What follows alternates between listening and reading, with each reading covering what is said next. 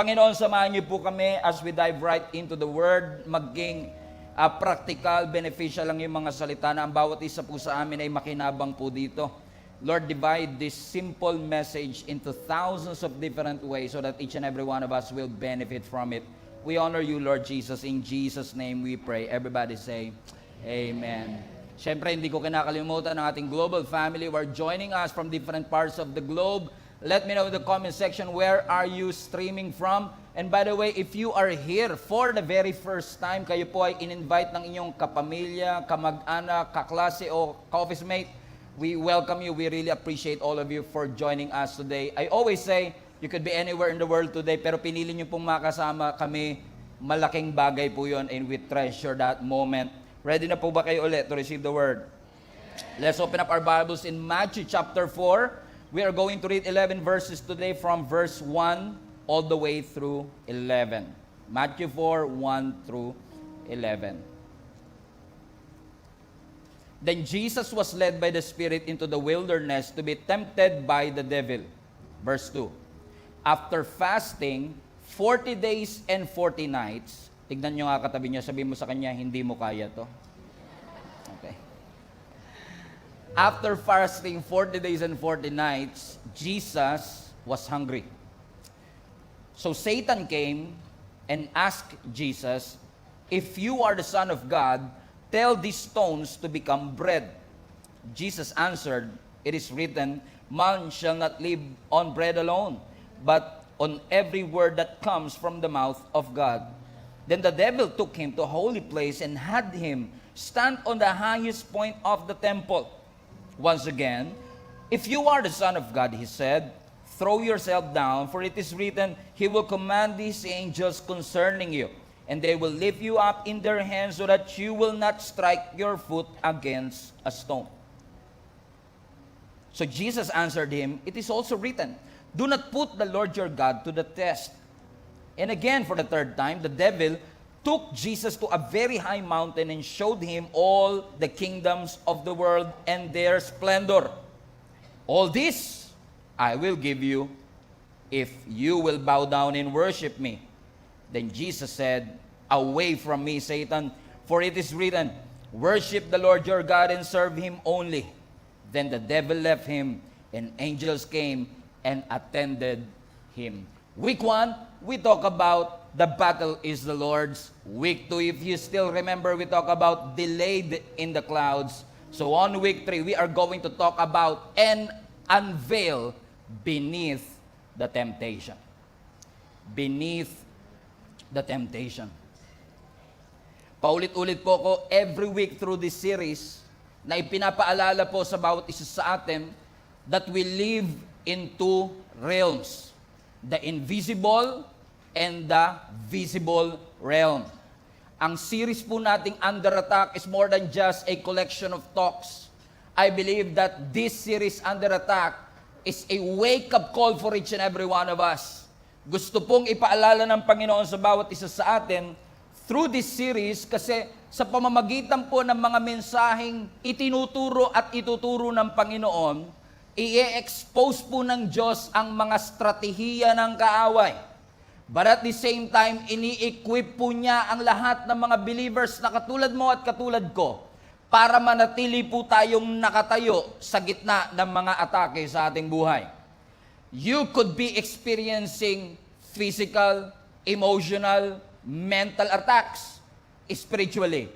Pero I believe na hindi lang tayo basta dumaranas ng emotional battle at yung mga emotional battle ay basta emotional. I believe na marami po tayong emotional battle na actually spiritual battle in disguise. Nagpapanggap na emotional battle but actually this is a spiritual battle. So if ever that you feel some sort of resistance, if you feel some sort of resistance sa iyong walk, sa iyong calling, sa iyong worship, you could be under attack spiritually. Just like our text today in Matthew chapter 4, notice na kung tayo po spiritually under attack, even Jesus Christ, the God who created the vastness of the universe, Nung hinubad po niya ang kanyang pagka-Diyos at nanahan po dito sa earth, even our Lord Jesus Christ was attacked by the devil.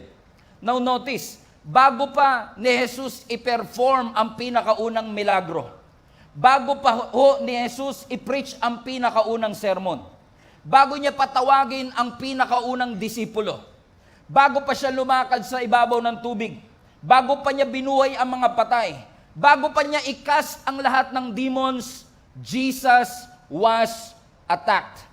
And this attack in Matthew chapter 4 happened just right after Matthew chapter 3. Because after ng Matthew chapter 3, Matthew chapter 4. Grabing revelation yun. Ang lalim po ng pastor.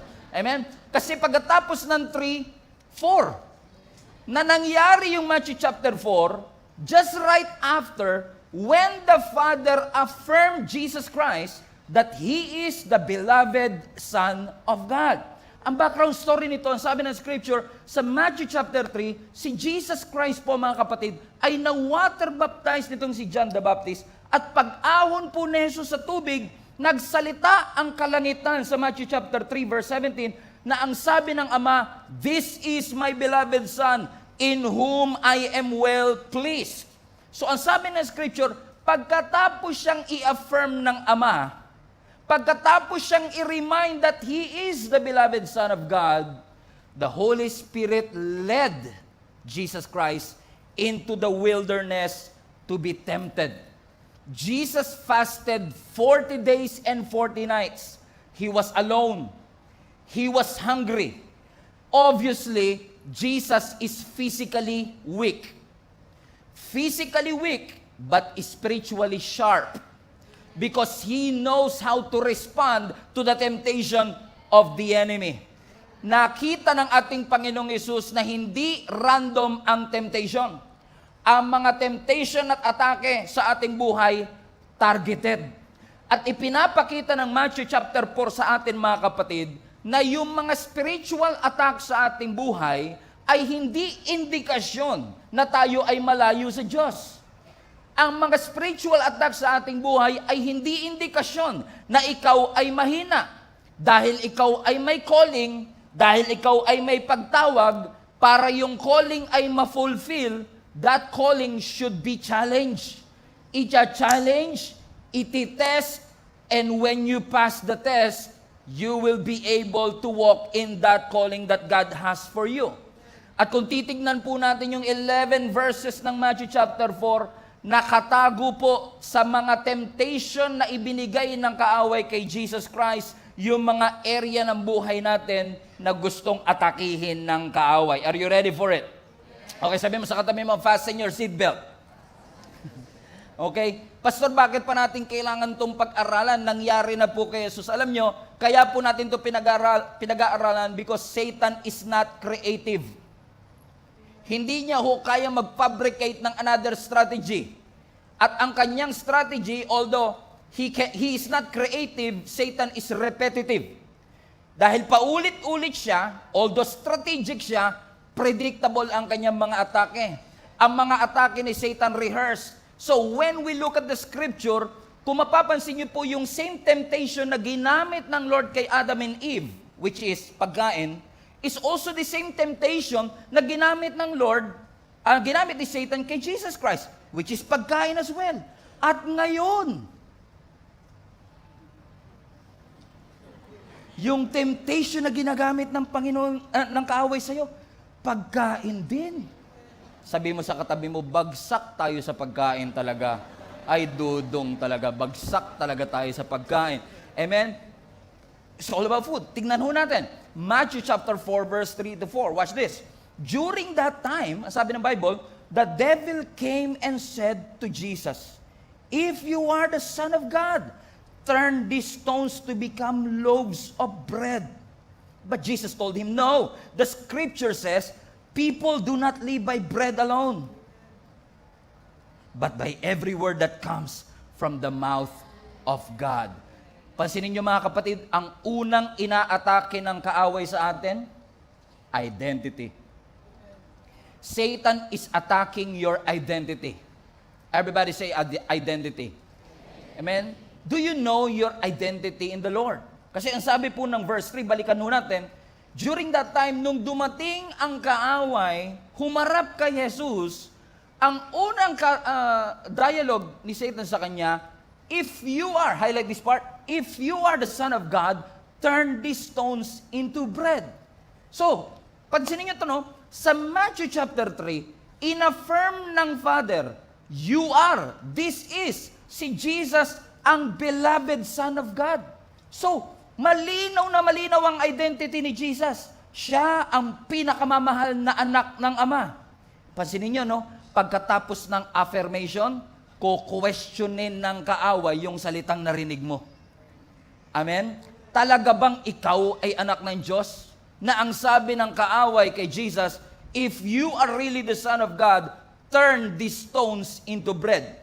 And usually, we're so focused on turning the stones into bread, which is activity, na nakakalimutan natin na para maapektuhan ang activity, unang inaatake ang identity.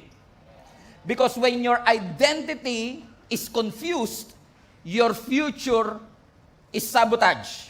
Your destiny is sabotage. Kung mapapansin niyo mga kapatid, amen? Sabi niya, kung talagang ikaw ang anak ng Diyos, sige nga, gawin mo ngang tinapay ang batong ito.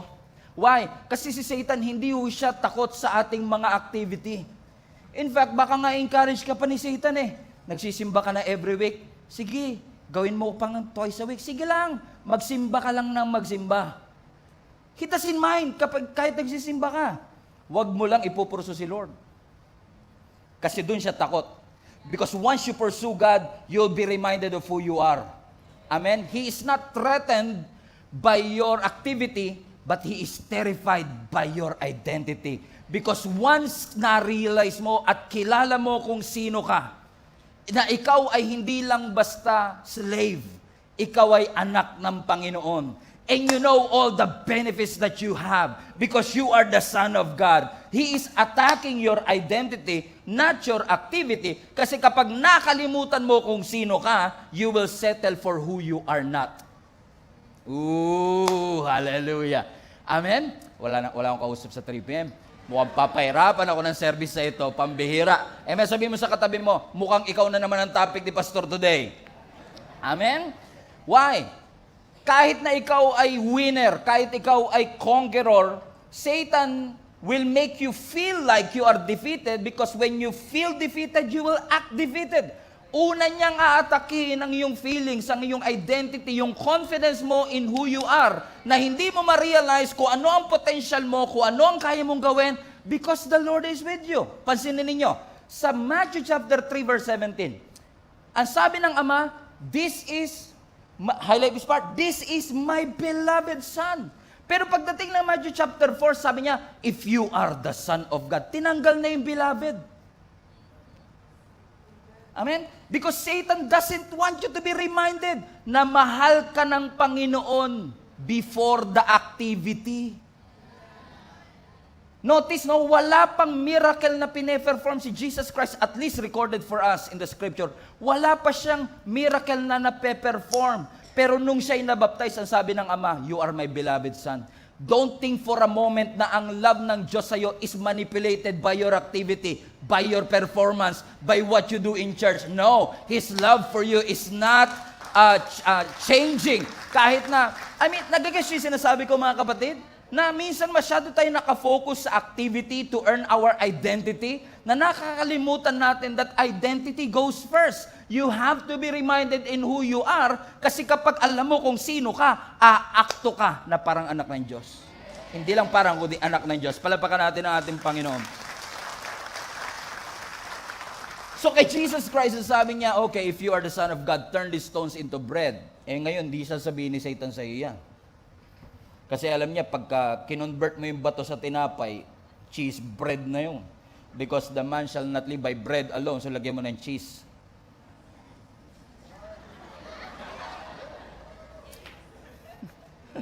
Praise the Lord.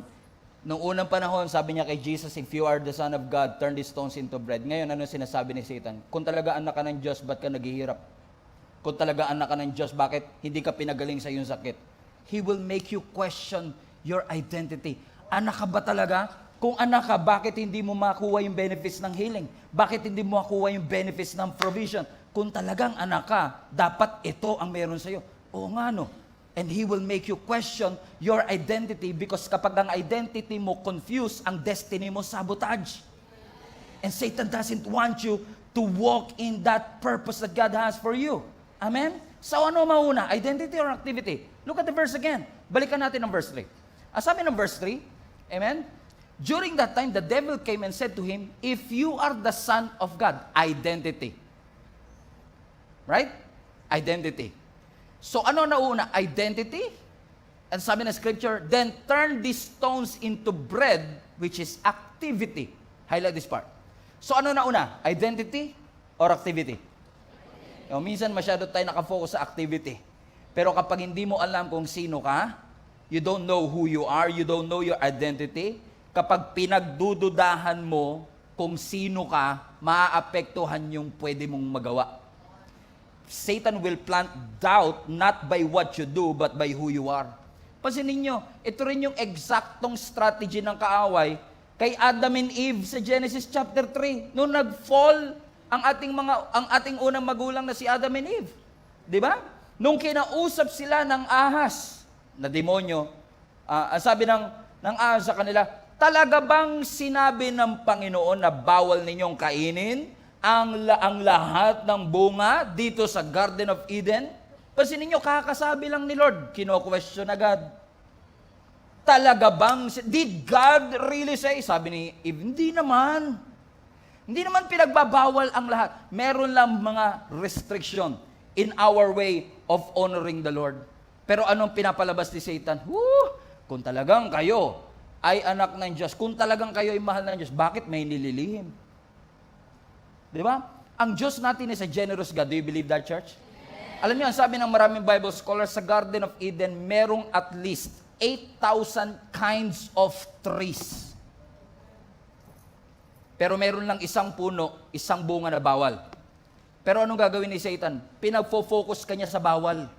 Gawin mo yung bawal. Kasi kung talagang mahal ka ng Diyos, kung talagang anak ka ng Diyos, dapat walang bawal. So kung may bawal, may wini-withhold ang Diyos sa'yo. Hindi mo nare-realize para sa iyong protection yun, kaya ipinagbabawal. Marami namang gamot, ba't doon ka sa ipinagbabawal na gamot?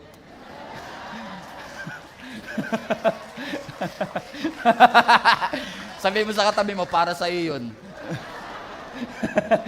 Amen? So, ibig sabihin, pabira, eto na, 3 p.m. na. Okay. Ibig sabihin, bago pa po nila kagating yung prutas, pinagdudahan na nila ang worth nila. Alam mo kung bakit takot si Satan sa position mo bilang anak ng Diyos? Alam niya yun. Alam niya lahat ng benefit na meron ka bilang anak ng Diyos. Alam ni Satan ang lahat ng pwede mong makuha dahil ikaw ay anak ng Diyos. Pero since hindi niya kayang i-demolish yung position mo bilang anak ng Diyos, ang dinedemolish niya yung perception mo. Yung mindset mo. So hindi niya magagalaw yung pagiging anak ng Diyos, pero pwede kanyang paniwalain na hindi ka anak ng Diyos. Amen? Correct? So He is after your perception, and I believe that perception is everything. For example, ang lion o ang leon, Lion King. Ang lion po is called the king of the jungle. Question, why? Why is it that the lion is called the king of the jungle? Question, yung leon ba ang pinakamalaking hayop sa gubat? No. Siya ba ang pinakamabangis? No. Siya ba ang pinakanakakatakot? Probably not. Pero kung basihan lang ay size, di dapat elepante ang king of the jungle. O kaya giraffe ang king of the jungle. Pero bakit mas malaki ang giraffe, mas malaki ang elepante, ang leon ang king of the jungle? Is it because of the size? No. It's all about perception. Right? Kasi sa mata ng leon, pag nakakita siya ng elepante, kahit gaano kalaki, ang tingin niya dyan pagkain. Ang tingin niya si giraffe pagkain. Kahit mas malaki, kayang-kaya siyang pagtulungan ng mga giraffe at ng mga elephant, pero dahil may perception siya, kilala niya yung capacity niya, alam niya kung sino siya. Siya yung naging predator, sila yung naging prey. na kung tutuusin, mas malaki sila, pero bakit parang sila yung mahina? Perception is everything. Bakit ka pumapayag na tinatapak-tapakan ka ng kaaway? Bakit ka pumapayag na nagfo-fall ka sa parehong temptation at parehong kasalanan over and over again? Bakit ka pumapayag na natatrap ka sa parehong cycle? Unproductive, vicious, pero pumapayag ka because you have this perception, hindi na ako lalaya, wala akong kakampi, hindi ako mahal ng Panginoon. All of these are lies from the devil. Kasinungalingan po yan, mga kapatid. Amen, sabihin mo sa katabi, hindi totoo yan. Amen? Look at Gideon. You know Gideon, right? Si Gideon ay binigyan ng Lord ng napakagandang assignment. Ang assignment na binigay ng Lord kay Gideon, ikaw ang gagamitin ko para i-deliver ang nation of Israel against the Amalekites. Wow, pambihira. Kakaiba yung assignment na binigay ng Panginoon sa kanya. Ikaw ay gagawin kong deliverer. Pero bago pa man idetalyado ng Panginoon ang kanyang gagawin, pinangunahan niya na ang Panginoon, Lord, sure po ba kayo? Ako po ang pinakamahina. Tignan natin ang Judges chapter 6 verse 15. After na ipinakita ng Panginoon yung assignment, yung purpose, yung vision na meron ang Panginoon sa kanya, anong sagot niya? But Lord, may kilala ba kayong mga ganyan? Yung pagka may pinapagawa ang Lord, laging, but Lord. Kaya, tinatawag ka ng Panginoon, but ako? Nagiging paniki tayo bigla. O iba sa inyo, alas 8 nyo pa magigets yan. Alas 8 pa. Habang kumakain kayo, kaya pala but? Kasi paniki. Okay. Sabi niya, but Lord, gagamit, deliverer, hero, bayani, tagapagligtas, but Lord, how can I rescue Israel? Highlight this part. My clan is the weakest in all the whole tribe of Manasseh. And I am the least in my entire family. Wow. Ano sinasabi ni Gideon? Lord, sure po ba kayo? Ang hero, bayani, ang tagapagligtas, dapat yun ang pinakamalakas. Logical lang naman, di ba, Lord? Pero Lord, sure ka ako tatawagin mo? Teka lang, Lord, in case you missed. As if may namimiss ang Diyos. In case you missed, Lord, yung clan po namin, yung pamilya po namin, yun po ang pinakamahina sa tribe ng Manasseh. At sa tribe ng Manasseh, na kami ang pinakamahina, sa buong pamilya ng mahihina, ako po ang pinakamahina. In other words, ako ang pinakamahina sa lahat ng mahina. Tapos yung pinakamahina sa lahat ng mahina, yun po ang tatawagin mo para i-deliver ang buong bansa? Sure po ba kayo, Panginoon? Pero minsan talaga may nakikita ang Diyos sa atin na hindi natin nakikita sa ating sarili. Alam nyo, bago pa man maliitin ni Gideon ang tingin niya sa sarili kasi nakatingin siya sa kanyang weakness, ang Diyos nakatingin sa destiny. Amen? Bago pa man maliitin, amen, ni Gideon ang kanyang sarili, tignan nyo ang tinawag ng Panginoon sa kanya. 3 verses before 15, Judges 6 verse 12, ang sabi ng scripture, when the angel of the Lord appeared to Gideon, the Lord said, the Lord is with you. Everybody read. Highlight this part. Mighty warrior. Tingnan nyo to. Tinawag siya ng Lord ng mighty warrior habang nagdudwell siya sa kanyang pagiging duwag. At sinasabi niya, ako ang pinakamahina at ako ang pinakalis. By the way, you are a mighty warrior. Pakiramdam mo mahina ka, pakiramdam mo, list ka, but that is not your identity. God called him a mighty warrior while he was acting like a coward. Alam niyo kung bakit taktika ng kaaway yan sa ating buhay? Kasi alam ni Satan, kapag na-labelan ka na niya, malilimit ka na niya. Pag na-labelan ka na niyang sakitin, pag na-labelan ka na niyang may cancer, pag na-labelan ka na niyang walang pag-asa, pag na-labelan ka na niyang walang future, it will limit you. That is my own personal story. Amen? Lumaki po ako sa Malabon, squatters area. Mga katabi ko, mga kabarkada ko, mga drug addict, karamihan sa kanila naging drug addict. May kababata ko nandito. Alam nila ang storya ng aking buhay. Mula pa nung pagkabata, yung aming kinalakihan, hindi po ideal para magtayo ng magandang future. Sinabihan ako na alien daw ako. exotic lang, I mean. Sinabihan ako, alien, mongoloid, pamilya ng mga Sorais, walang mararating. Hindi nagiginhawa ang buhay, hindi makakatapos ng pag-aaral. Pero sino ba mag-aakala? Amen? Na yung taong binuli, sinabihan ng mga masasakit na salita, opinion lang naman nila yon, pero hindi ko yun alam. Pinaniwalaan ko yung sinasabi nila, and because they labeled me as such, nalimitahan ako sa aking sarili. But thank God, wala akong plano sa sarili ko, pero may plano ang Panginoon sa akin. Amen? Sino bang mag-aakala na yung binuli, yung tinukso, yung lumaki na, walang sabihin na nating environment na makakatulong para magkaroon ka ng magandang future, ay gagamitin ng Panginoon. At ang tingin ng Lord, mighty warrior. And if God can use me, He can use you. And if God can use Gideon, He can use you too. Magpagamit ka sa Panginoon. Huwag mong tignan ang iyong kahinaan, tignan mo ang calling ng Panginoon sa iyo. Yan kasi ginagawa ni Satan, alam niyang wala siyang magagawa sa destiny natin, kaya inaatake niya yung confidence mo na lang. Para humina ang loob mo, para mawalan ka ng confidence, magtiwala, Satan will make you feel that you are nothing so that you can do nothing. Paparamdam niya sa iyo, wala ka namang mararating. Ipaparamdam niya sa iyo, wala ka naman. Kasi kapag kinonfuse niya ng identity natin, it affects everything. So, my advice to you is this.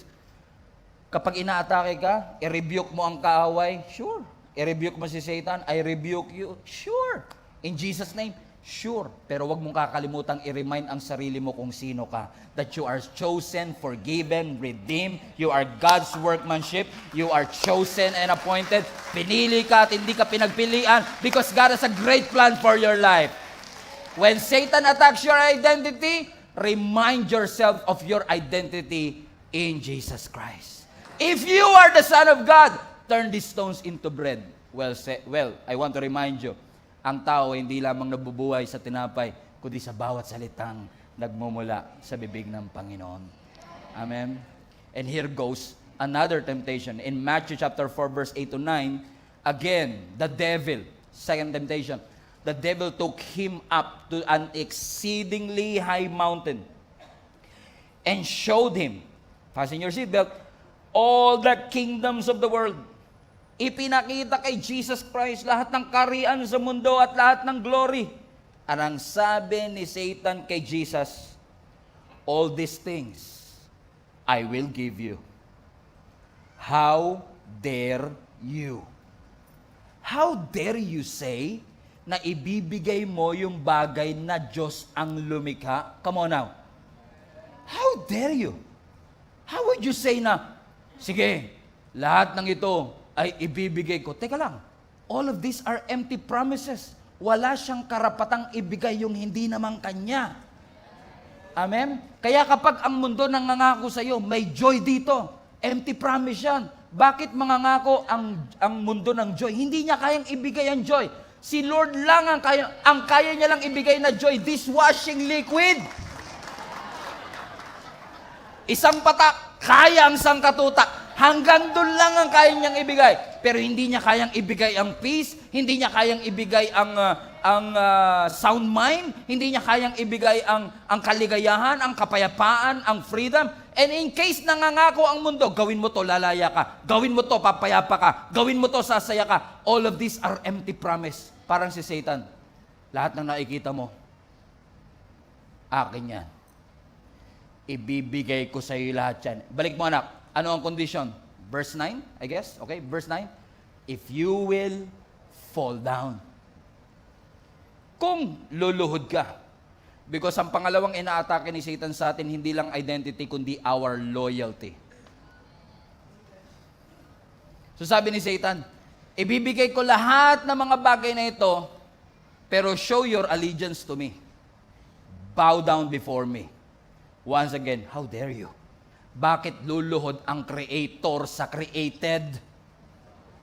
Why would he do that? But since Satan is giving us empty promises, amen, ang gagawin niya, maging loyal tayo, hindi sa Diyos, kundi sa kaaway. I have a very intimate question to you. You don't have to answer. Loyal ka ba sa Diyos? Kaway-kaway sa lahat ng loyal. Konti na lang kami. Taas kamay. Oh. Joke lang. Taas kamay lahat ng loyal. Wala na talaga. Kawawa naman. Lord, have mercy on us. Amen. Are you loyal to your God? And if so, kung loyal ka sa Panginoon, anong basis ng loyalty na meron ka? Is it based on comfort? Or is it based on your conviction? Kasi madaling maging loyal pag nasa iyo ang lahat. I will give everything to you. Pero ang tunay na loyalty na susubukan kapag walang-wala ka. Amen? Amen? And let me tell you this. Si Satan, hindi niya lang aatakihin ang iyong identity. Aatakihin niya yung loyalty mo. Kasi once na naatake ni Satan yung loyalty mo, unti-unti kang dumidistansya sa Panginoon. Notice hindi si Lord ang lumalayo. Ikaw. Kasi mapapansin nyo ito ang mga loyal na Kristiyano, pag nanalangin yan, malalim. Pag nakinig, malinaw. Pag sumunod, mabilis. Kaya gagawin ni Satan ng lahat para wasakin yung intimacy mo sa Diyos. So before the disobedience, mauuna mo na yung disconnection. Bago ka pa sumuway sa Diyos, una nang inatake ni Satan sa iyo yung loyalty. Unti-unti kanyang nilalayo sa ating Panginoon. So you don't die when you sin. You started dying when you disconnect. Nagsisimula ang pagkamatay nung dinidisconnect na natin ang ating sarili sa ating Panginoon. Kasi alam ni Satan pag lumayo ang puso nito sa Diyos, sunod-sunod na pagsuway nito. Kaya ulitin ko lang. Kaya sabi ko kanina, kung magsisimba ka, Satan doesn't care. Sabi ni Satan, sige, tutulungan pa kita. Gusto mo magsimba? Sige, magsimba ka. Huwag ka lang magko-quiet time. Gusto mo mag-pray? Sige, mag-pray ka lang na mag-pray. I-post mo si Lord sa social media platform mo. Sige lang, i-post mo. Huwag mo lang siya ipo-pursue. Sige, bumili ka ng libro ni Pastor Stephen, yung baggage analysis. 4 bilin mo. Regaluhan mo, kaibigan mo.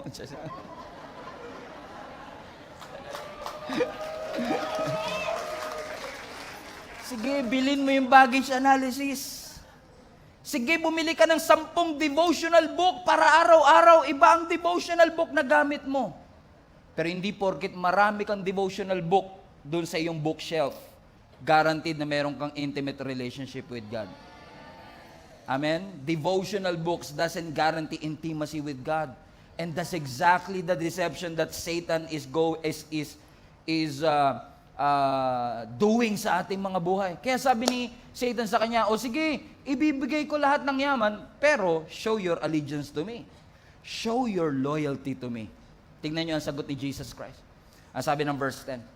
Then Jesus said to Satan, away with you, Satan. Sabi mo nga sa katabi mo, Satanas, lumayo-layo ka muna sa akin. Sabi mo sa katabi mo. Away with you, Satan. Watch this. For it is written, you shall worship the Lord your God. Highlight this part. And Him only you shall serve. Your loyalty must be in the Lord. And loyalty is a decision. Ang loyalty hindi yan based sa feelings. Na ang loyalty natin ay hindi dependent sa kayang ibigay ng Panginoon. Kundi, paglilingkuran ko ang Panginoon, meron man ako o wala. Paglilingkuran ko ang Panginoon, may sakit man ako o wala. Paglilingkuran ko ang Panginoon, meron man ako natitira sa bank account ko o wala. Bakit? Ang loyalty ko hindi based sa kaya niyang ibigay. Ang loyalty ko ay based sa kung sino ang Panginoon. Tignan niyo si Job. Si Job, pag tinignan niyo po ang book of the Job, para kang bibigyan niya ng pambihirang pagsilip sa spiritual realm. Meron kasing mga recorded verses sa Job, katulad ng Job 1, kung saan nirecord sa atin yung conversation between Satan and God.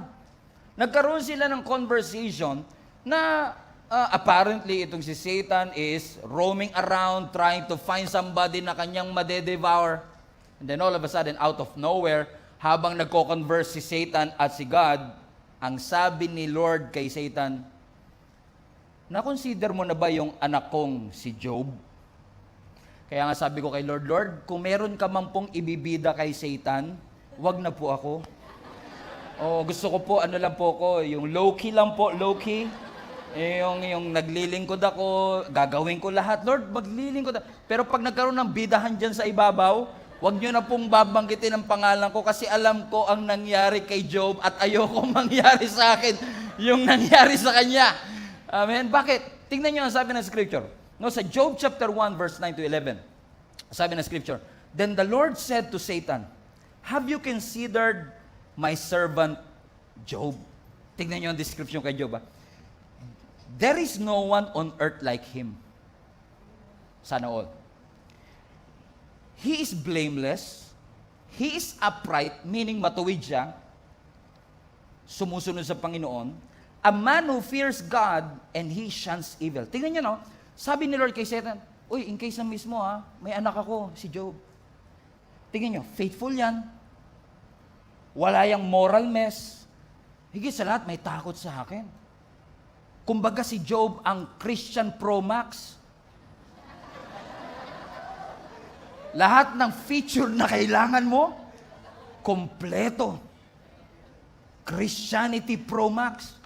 Sabi niya, kinonsider mo na siya. Alam niyo yung, imaginein mo that you are so faithful to God to the point na nung naghanap si Lord ng example, ikaw talaga yung naalala niya. Sabi niya, tignan mo yung anak ko na to. Napaka-faithful. Kaya sabi ko, Lord, low-key lang kami dito sa Gia Kamanaba. Okay na po kami sa ganito. Huwag niyo na po kami isama dyan. At alam niyo nangyari? Because God said, look at my son Job. Ang sabi ni Satan in essence, sige nga, i-test nga natin kung totoo yung sinasabi niya. Kawawa si Job, no? Birin mo siguro si Job, nagtatanim siya ng prutas, tapos nakagat niya yung dila niya. Sino kaya nag-uusap sa akin? Pinag-uusapan siya in the heavenly realms. Wala siyang kamalay-malay sa nangyayari. Kumbaga parang hindi siya nag-audition, pero siya bida. Ano sabi ng Scripture? Sige nga, i-test natin. Siya ba'y faithful? Siya ba'y blameless? Siya ba'y upright? Tignan niyo sagot ni Satanas, verse 9. Satan replied to the Lord, Yes, tama naman. Faithful nga yan si Job. Mahusay nga yan. Christianity Pro Max nga. Totoo naman, lahat nasa kanya na. Mabait, may takot sa'yo. Pero watch this. Yes, highlight this part. But Job has good reason to fear God. Paraphrase ko lang Oo, totoo naman. Faithful naman si Job. Pero kaya lang naman yan sumusunod sa'yo. Kasi may rason kang binibigay. Ikaw ba naman maging blessed ka Talagang susunod ka sa Panginoon. Parang sinasabi ni Satan kay Lord, ibinibida mo yan si Job, nakaibigan mo. Nako, friends with benefits lang yan. Kaya ka lang yan tinatawag na kaibigan kasi may nakukuha siya sa'yo. So pasinin mo, inaakusahan ni Satanas yung obedience ni Job na transactional lang. Na kaya lang naman sumusunod yan kasi may blessing. Kaya yan loyal sa'yo. Kasi mayaman Inakusahan ni Satanas si Job na yung obedience niya ay base sa nakukuha niya sa Diyos, hindi sa kung sino ang Diyos. And then sabi ni Satan, verse 10, tignan mo lagi mo siyang nilalagyan ng wall of protection around him. No? Yung bahay niya, may protection, may insurance. Property niya, may insurance. And you have made him prosper in everything he does. Tignan mo kung gaano siya kayaman. Sabi ni Satan, wala pang Sun Life to Sabi niya, tignan mo naman, highlight this part. Talagang magiging loyal yan sa'yo. Pero mo ba naman, may wall of protection na nakapaligid sa kanya? Yung property niya, insured. Yung bahay niya, insured. Pinagpala mo, pinayaman mo, talagang magiging loyal yan sa'yo. Now question, sino sa inyo, lahat ng bagay na ito gusto nyo makuha? Kinakabahan na kayo Ayoko Okay, sino sa inyo gusto nyo na kayo ay laging proteksyonan ng Panginoon? Ang bahay nyo, proteksyonan ng Panginoon. Ang property nyo, proteksyonan ng Panginoon. Gusto nyo, in a way, hindi man mayaman na mayaman, may financial freedom. Amen. Sino sa inyo gusto nyo? Parang ayaw nyo mag-amen. Nag-take notes yung anghel, yung mga nag-amen lang, yun yung makakakuha. Okay, bigyan ko kayo ng chance. Sino sa inyo gusto nyong makuha ang lahat ng ito? At kapag nakuha nyo ang lahat ng ito, ano sasabihin natin? Lord, thank you. Talaga ngang I'm blessed and highly favored. Because why? Because ang tingin natin sa lahat ng blessing na ito, favor ng Diyos. Hindi dahil mabait lamang si Job, favor ng Diyos. Pero watch this, yung favor, pinagmumukha ni Satan na suhol. Sinusuhulan mo lang naman, kaya loyal sa'yo eh. Biruin mo, pinagpala mo. Biruin mo, protectionan mo yung kanyang property. Talagang magiging loyal yan. Kumbaga, inaakusahan ni Satan si Job na loyal lang siya kasi may suhol. So sabi ni Satan sa verse 11, pero subukan mong tanggalin ang lahat ng bagay sa kanya. Tingnan ko lang, take away everything he has, and he will surely curse you to your face. Sa Tagalog, kaya lang naman loyal sa iyo yan kasi pinagpapala mo eh. Tanggalin mo lahat ng yaman niya. Tanggalin mo lahat ng protection. Tignan mo, susumpain ka niyan sa mukha mo. And you know what happened? The Lord allowed Satan to remove everything to Job. Isang araw namatay ang kanyang 10 anak, one day. Lahat ng kanyang ari-arihan nalimas, one day. To make matters worse, nawala na nga siya ng hanap buhay, nawala na siya ng mahal sa buhay, nagkaroon pa siya ng sakit na walang gamot, skin disease, incurable, leprosy. Ano pang natira sa kanya? Amen? Bakit? Tingin ko ito ang pinaka-climax ng accusation ni Satan sa kanya. Ang akusa ni Satanas, pag nawala sa kanya ang lahat, mawawalan niya ng pananampalataya at loyalty sa iyo. Pero question, nung nawala ang lahat kay Job, nawala nga ba ang loyalty niya sa Diyos? No. Because the Bible says in same chapter of Job, chapter 1, verse 21, ang sabi ni Job, hubad akong lumabas sa napupunan ng aking ina. Hubad din akong babalik sa lupa. Si Yahweh ang nagbigay at siya rin ang babawi. Purihin si Yahweh. He recognized, amen, yung loyalty ko is not for sale. Hindi ako loyal sa Panginoon dahil may blessing siyang binibigay. Because I know who He is. Itong Diyos na to, siya ang nagbigay. At kung gugustuhin niyang bawiin, okay lang Lord. Ang loyalty ko, hindi naapektuhan ng prosperity. Prosper me Lord, thank you. Pero kung maghirap man ako, I will remain loyal to you. I will remain worshiping you. Hindi ako hihinto sa paglilingkod. Hindi ako hihinto sa pagsamba. Kasi ang pagsamba ko ay hindi dependent sa blessing, kundi sa blesser. And this same Job is the same guy na nagsabi, kahit patayin ako ng Diyos, though He slay me, yet I will praise Him. Kahit patayin pa ako ng Panginoon, patuloy ako magpupuri sa ating Panginoon. So ang question, tapat lang ba tayo sa Panginoon kapag maganda ang buhay? No. No. Kasi kapag tinanggal ng Lord ang blessing, mawawala na ba ang loyalty ko sa Kanya? Hindi. Hindi ipinagbibili ang loyalty ko sa ating Panginoon. In fact, katulad ni Job, minsan nga, hahayaan pa talaga ng Diyos na mawala sa iyo ang lahat. Hindi para wasakin yung loyalty mo, kundi para patunayan yung loyalty mo. Kasi ang tunay na loyalty na patutunayan kapag walang-wala ka pero nagsisimba ka pa rin, walang-wala ka pero nagpapatuloy ka pa rin, walang-wala ka pero naglilingkod ka pa rin. Kahit palagay mo, pakiramdam mo, tahimik ang Diyos, hindi sinasagot ang iyong mga panalangin, iniwanan ka na ng lahat, nananatili ka pa rin because after all, if you think about it, ang reward ng pananampalataya natin mga Kristyano, hindi naman yung kayang ibigay ng Diyos eh. Ang tunay na reward ng pananampalataya natin, yung presensya ng Diyos. His presence is enough. Yung may Diyos lang ako, okay na. Di baling mawala ng trabaho, hindi ako mawawala ng pananampalataya. Mawala na ang lahat, pero hindi mawawala ang loyalty ko. Ang pananampalataya ko sa ating Panginoon. Come on, give Him some praise. Woo! Praise Jesus. Sabihin mo sa katabi mo, loyalty. Loyalty. Sabihin mo, loyalty. Remind yourself who you are and remind yourself who your God is. Identity and loyalty. And as I close this, ang pangatlong inaatake ng kaaway sa atin, hindi lang identity, hindi lang loyalty, but number 3 is our integrity. Integrity. Another temptation in Matthew chapter 4, verse 5 to 6, then the devil took him to a holy city and had him stand on the highest point of the temple. Watch this. Verse 6, if you are the Son of God, throw yourself down, for it is written, He will command His angels concerning you, and they will lift you up in their hands so that you will not strike your foot against a stone. Come on now. So, dinala ni Satan si Jesus Christ sa pinakamataas na parte ng Holy City, Jerusalem.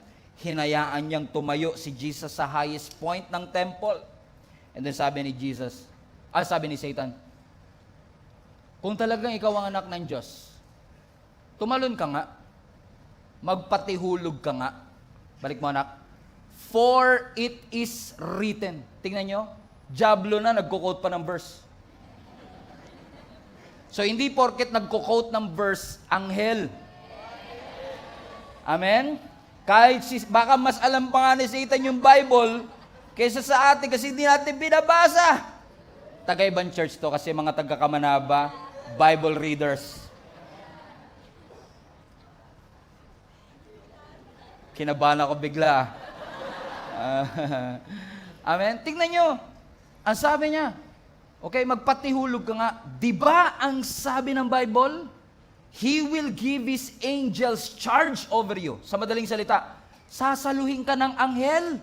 Kapag ikaw ay nagpatihulog kasi hindi niya hayaan na yung paa mo sumayad sa lupa. Ano ang sabi na? Okay, kung talagang anak ka ng Diyos, diba ang sabi ng Bible? Now, one question. Ito kayang kinokode, balik mo nga anak, ito kayang kinokode niya na for it is written, balik mo nga anak, okay? It is written. Ito kayang part na to, na kinokode ng Diablo, nasa Bible nga kaya talaga yan? Is it really in the Bible in the first place? Because, if we really want to make sure na tama, kasi nga si Satan nagko-quote ng scripture, no? Nasa Bible nga kaya talaga ito? Yes. It is actually found in Psalms 91. A protection chapter. Come on now.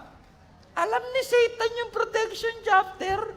Pambira. Talungin mo katabi nyo, hindi niya alam yun. Hindi niya alam yun. Amen? Psalms 91. So, tignan nyo, no? Sabi, kinukote, ginagamit ni Satan yung parehong sa... Pero imagine mo yung audacity nitong si Satanas, ha? Nagko-quote siya ng Bible verse sa gumawa ng Bible mismo.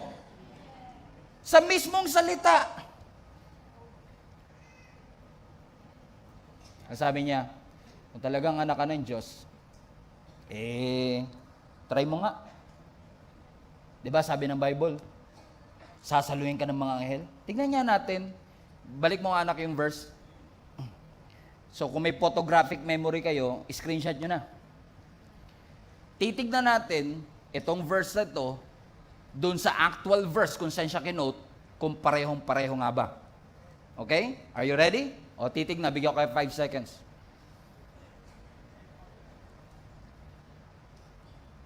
Ready? Now, let's go to Psalms 91, verse 11 to 12.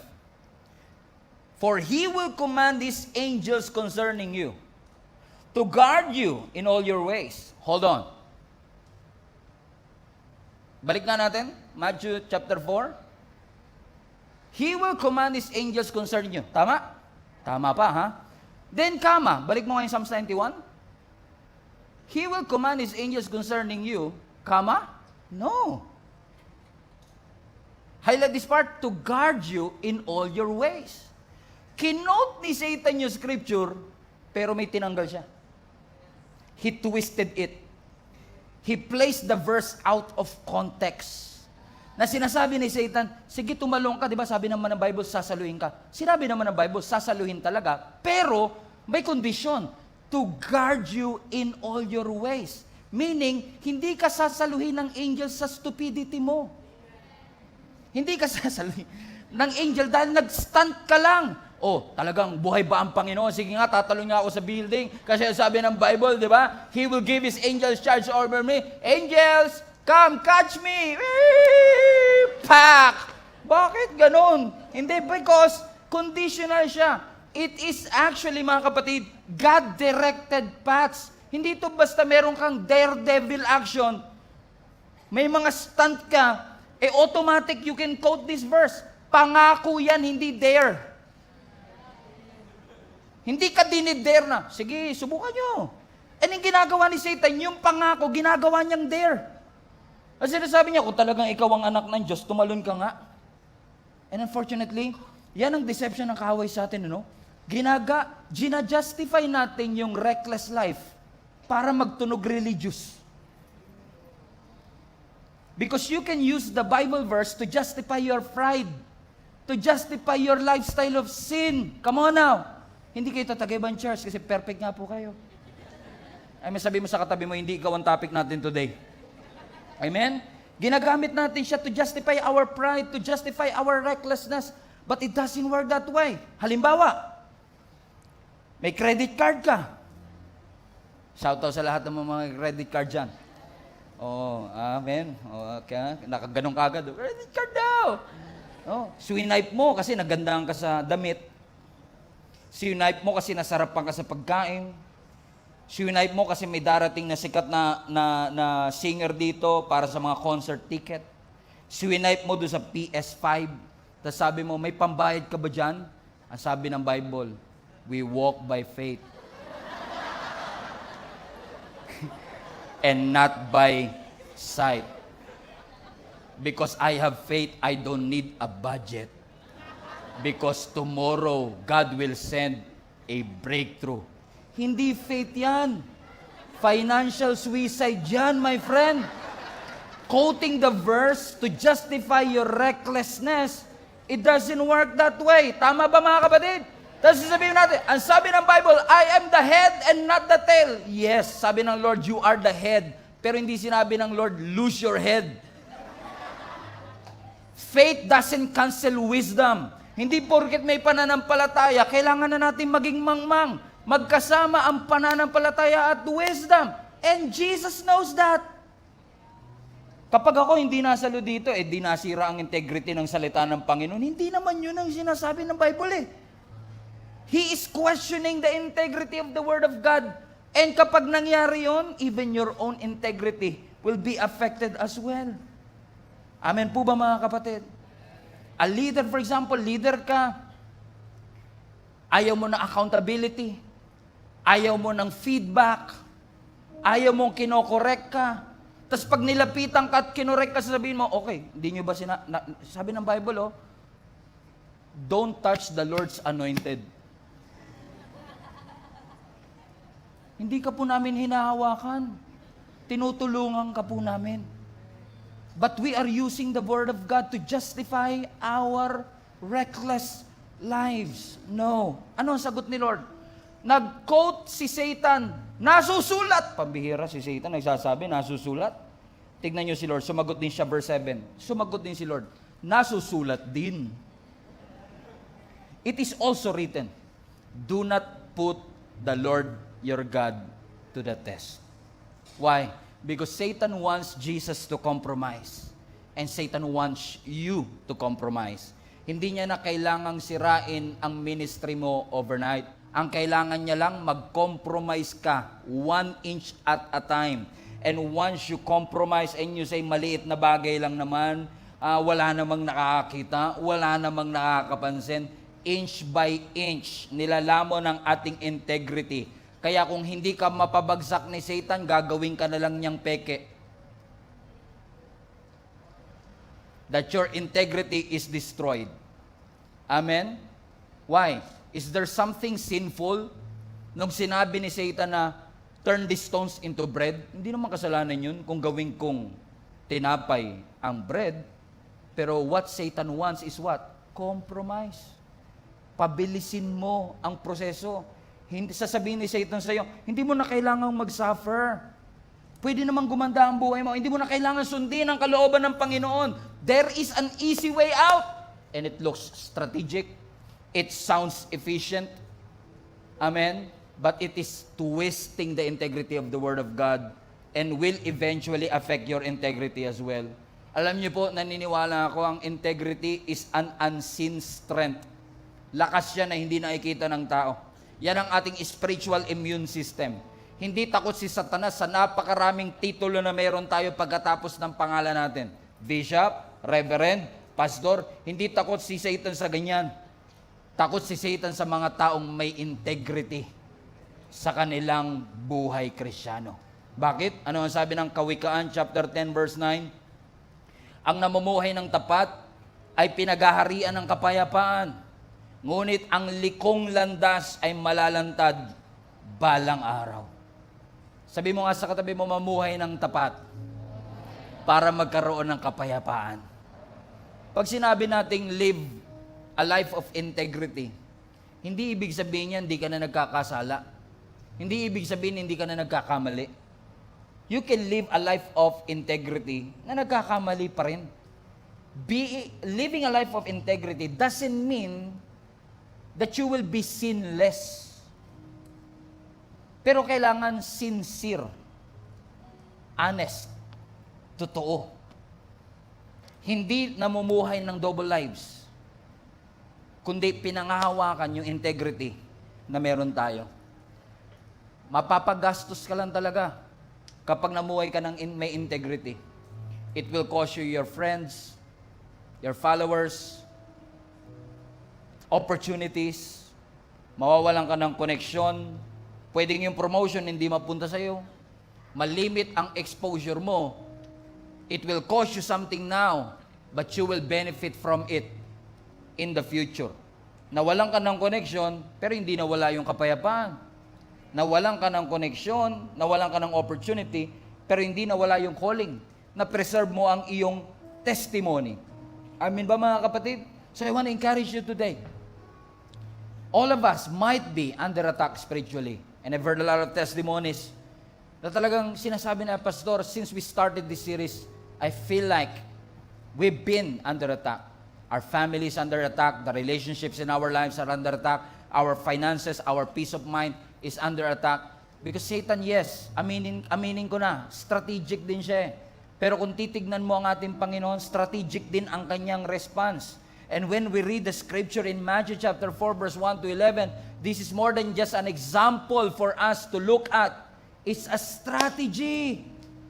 Na kung tayo man ay atakihin sa ating identity, alam natin mga kapatid na dapat ang identity natin is secure. Na ang identity natin is in Christ is secure. Na kung atakihin man ang ating loyalty, alam natin na ang ating loyalty is firm. Na kung atakihin man ang ating integrity, alam natin ang ating integrity is intact. And when you have a firm loyalty, when your identity is secure, and when your integrity is intact, no one can take you out. So the main verse that we have for this series in Ephesians chapter 6 verse 12 rather. Sabi ni Apostle Paul, finally, ano sabi ng Bible? Be strong in the Lord and in His mighty power. Everybody say, be strong. Alam nyo, I was looking at this text. Sabi ko, Lord, be strong. Are you saying na dahil kailangan namin maging malakas, gawin namin ang best namin? You know what? I found out that this phrase, be strong in the Greek, is actually in passive imperative. Na ang ibig sabihin, utos siya, utos hindi para gawin, kundi utos para tanggapin. See? So when God says, when Apostle Paul says, be strong, he's not saying do your best. When Apostle says, be strong, he is saying, receive the strength that God will give. After all, we know, kung sariling lakas lang natin, hindi natin kayang pagtagumpayan ang lahat ng atake ng kaaway. Amen? When our identity is in jeopardy, when our loyalty is at risk, when our integrity ay nagka-crumble, hindi natin kayang protektahan, hindi natin kayang maging malakas to stand firm. But when we receive the strength that God gives, kapag tinanggap natin yung lakas na galing sa Panginoon, yung